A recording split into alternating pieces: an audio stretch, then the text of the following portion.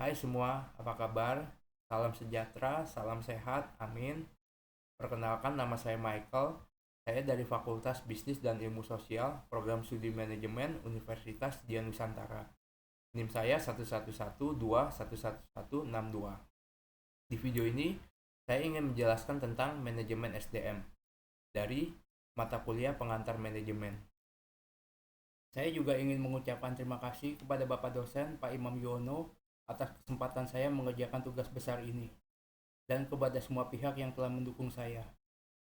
Manajemen sumber daya manusia adalah penerapan manajemen berdasarkan fungsi untuk memperoleh sumber daya manusia yang terbaik bagi bisnis yang dijalankan perusahaan, dan bagaimana sumber daya manusia yang terbaik tersebut dapat dipelihara dan tetap bekerja bersama dengan kualitas pekerjaan yang senantiasa konstan ataupun bertambah. Ruang lingkup manajemen SDM. Fungsi-fungsi pokok manajemen SDM adalah fungsi perencanaan, melaksanakan tugas dalam perencanaan kebutuhan, pengadaan, pengembangan, dan pemeliharaan SDM. Fungsi perorganisasian, menyusun suatu organisasi dengan mendesain struktur dan hubungan antara tugas-tugas yang harus dikerjakan oleh tenaga kerja yang dipersiapkan. Lalu fungsi pengarahan, memberikan dorongan untuk menciptakan kemauan kerja yang dilaksanakan secara efektif dan efisien. Kemudian fungsi pengendalian, melakukan pengukuran-pengukuran antara kegiatan yang dilakukan dengan standar-standar yang telah ditetapkan khususnya di bidang tenaga kerja. Personalia dan SDM. Personalia mengindonesiakan kata personel, tetapi sering digunakan untuk menggambarkan tentang orang-orang. Misal dalam kalimat komposisi personalia dan juga dalam konteks urusan kepegawaian atau personalia, sehingga muncul istilah manajemen personalia sebagai terjemahan dari kata personal management. Sumber daya manusia diartikan sebagai sumber dari kekuatan yang berasal dari manusia-manusia yang dapat didayagunakan oleh organisasi. Istilah sumber daya manusia merujuk kepada individu-individu yang ada dalam organisasi. Ada pula sejumlah pakar mengatakan sumber daya manusia adalah manusia yang bersumber daya dan merupakan kekuatan atau power. Perbedaan manajemen personalia dan manajemen sumber daya manusia. Manajemen personalia memfokuskan perhatian pada input dan kegiatan program, sedangkan manajemen sumber daya manusia memfokuskan perhatian pada output, yaitu sumber daya atau kekuatan yang dihasilkan oleh manusia, karyawan, atau pekerja. Fokus dari manajemen personalia, yaitu aspek pemeliharaan, program dan kegiatan untuk mendukung usaha pemeliharaan, mengidentifikasi masalah dan mencari penyebab serta solusinya. Lebih bersikap reaktif, yaitu bereaksi terhadap sesuatu yang terjadi dan jangka pendek, day to day.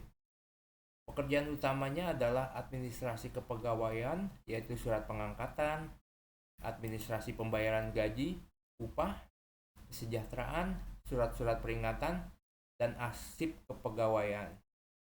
Jadi, lebih ditekankan kepada administratif kepegawaian. Berikut adalah fokus manajemen sumber daya manusia. Pertama, aspek optimalisasi pendayagunaan kekuatan yang berasal dari seluruh personel yang dimiliki organisasi. Kedua, pencarian, akuisisi, pengembangan, pemeliharaan, penintegrasian, dan pendayagunaan. Ketiga, mempunyai fokus jangka panjang, strategik, dan terkait dengan visi, misi, dan strategi perusahaan. 4. Dalam menangani konflik lebih bersifat pencegahan, preventif, melalui pengembangan budaya tim dan penerapan manajemen konflik yang tepat, sehingga lebih bersifat proaktif, yaitu mengantisipasi masalah yang mungkin timbul dan mengambil tindakan pencegahan bila dianggap perlu. Lalu proses manajemen SDM dalam organisasi. Yang pertama adalah perencanaan sumber daya manusia, kedua ada rekrutmen, ketiga adalah seleksi, 4. Sosialisasi dan orientasi. 5. Pelatihan dan pengembangan. 6. Penilaian prestasi kerja. 7. Promosi, transfer, demosi, dan PHK.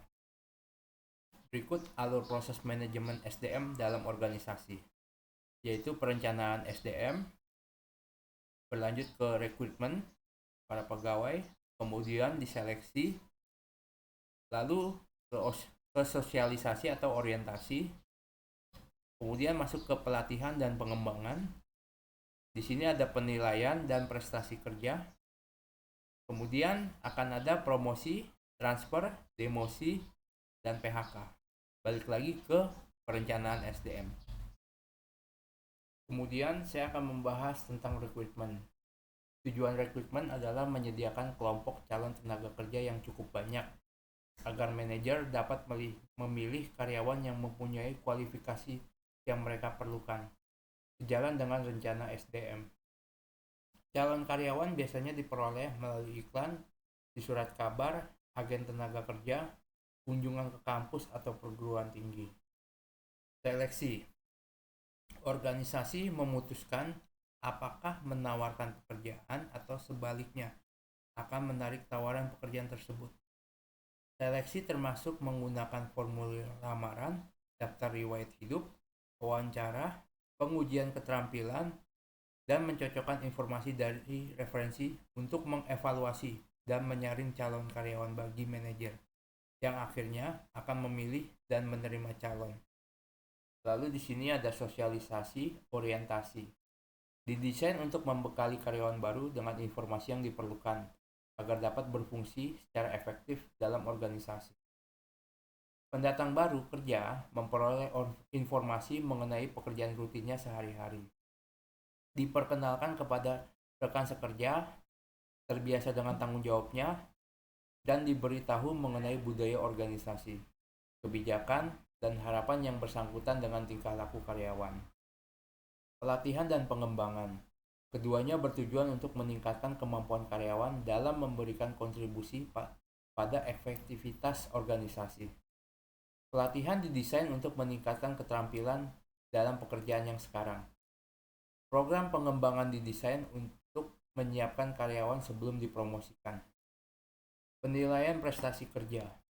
Tujuan penilaian prestasi kerja memberitahu karyawan bagaimana nilai prestasi kerjanya, menentukan karyawan mana yang layak mendapat kenaikan gaji, mengetahui karyawan mana yang memerlukan keterampilan tambahan, dan menentukan calon yang dapat dipromosikan.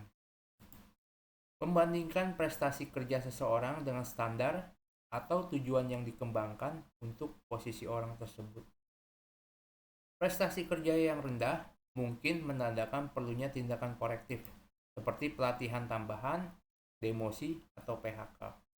Sedangkan prestasi yang tinggi mungkin menghasilkan penghargaan seperti kenaikan gaji, bonus, atau promosi.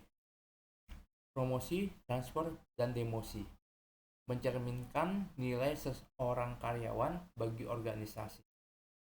Karyawan yang berprestasi tinggi dapat dipromosikan atau ditransfer untuk membantu mengembangkan keterampilan mereka. Sedangkan karyawan yang berprestasi rendah mungkin didemosikan, ditransfer ke posisi yang kurang penting, atau bahkan PHK. Yang berikut adalah perencanaan SDM. Manajer SDM membantu masing-masing departemen terkait merekrut kandidat-kandidat untuk posisi lowong yang dimilikinya. Perekrutan internal usaha untuk mengisi posisi-posisi yang lowong dengan merekrut orang-orang dalam atau karyawan yang masih bekerja untuk perusahaan. Di sini ada contohnya promosi. Adalah penugasan seorang karyawan ke jabatan yang lebih tinggi disertai dengan tanggung jawab dan kompensasi yang lebih besar. Lalu kemudian ada transfer, adalah perpindahan pekerjaan secara setara, dalam arti bahwa posisi baru memiliki tingkat tanggung jawab dan penggajian yang sama dengan pekerjaan yang sebelumnya. Demosi adalah perpindahan dari suatu posisi ke posisi lain yang memiliki tingkat tanggung jawab dan penggajian yang lebih rendah. Demikian video penjelasan saya mengenai manajemen SDM dari mata kuliah pengantar manajemen. Semoga video saya bermanfaat. Terima kasih.